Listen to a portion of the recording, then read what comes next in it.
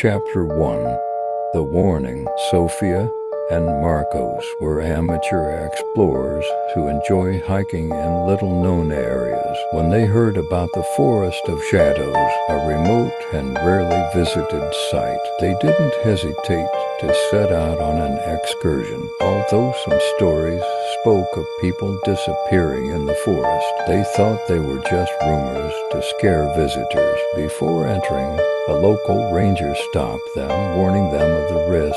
He told them that the shadows and that forest were different, and that many regretted having set foot there. Ignoring the warning, Sophia and Marcos continued, feeling a strange air but excited by the adventure. Chapter 2.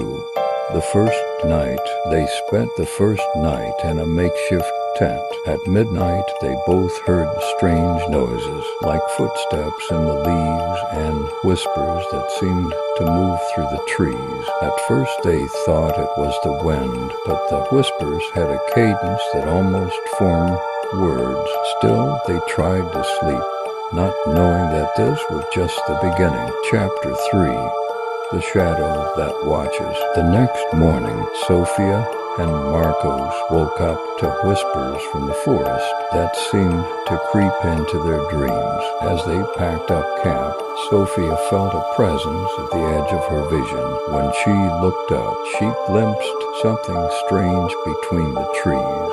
A dark figure that looked human, but too vague to be real. The shadow was completely still, watching them, and its contours seemed to tremble, as if vibrating under the light that penetrated the branches. "Do you see that?"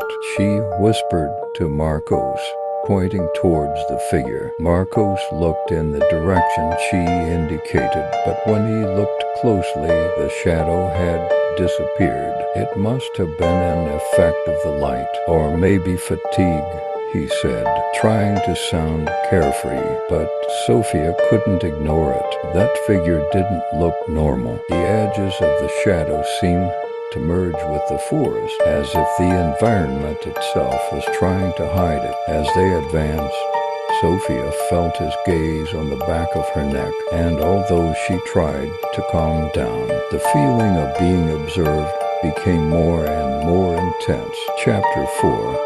The Fog and the Lost Signal. As they went deeper into the forest, a thick fog began to surround them, turning the landscape gray and gloomy. The signal from their phones faded, and their devices, which until then had worked well, stopped receiving GPS.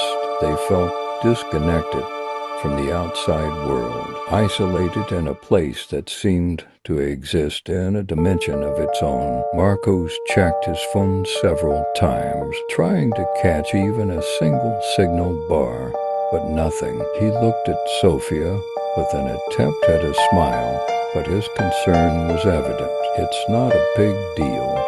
It's just a place with a bad signal. Let's continue.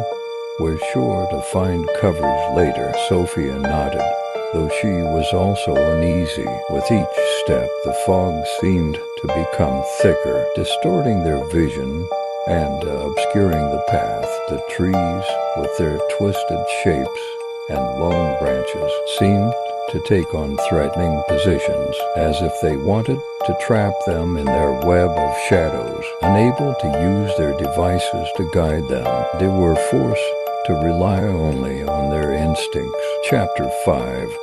The map disappears. After hours of walking, Sophia pulled out the physical map they carried as a backup, but as she unfolded it, she felt a chill run down her spine. The paths and trails that had once been clearly marked now seemed to have been erased. Only vague lines and outlines of trees remained, but no route or landmark. She showed it to Marcos, who looked at her in disbelief. "Are you sure you checked it before you left? This doesn't make sense." "I checked it last night. It was fine," Sophia replied, with a mix of fear and confusion. They both looked at the map, trying to find some logical explanation, but nothing seemed coherent. Landmarks, paths, everything had vanished. They decided to keep going, hoping to find some clear place that would allow them to orient themselves. But the more they walked, the more they felt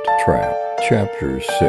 The Whispers of the Forest. That night the whispers came back, but this time they were clear. They could hear their own names and phrases like they can't escape or they're trapped. Sophia tried to ignore them, but Marcos was becoming more and more paranoid, claiming that he saw shadows moving through the trees and that something was watching them closely. Chapter 7.